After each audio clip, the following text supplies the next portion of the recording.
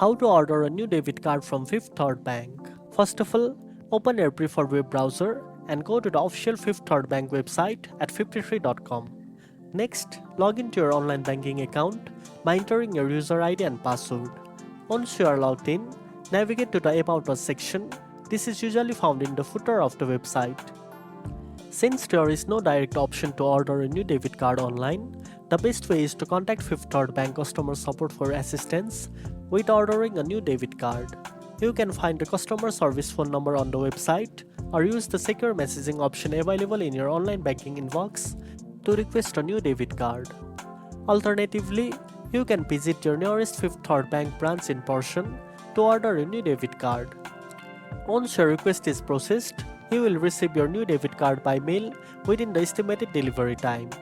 And that's it. Now you know how to order a new debit card from Fifth Third Bank.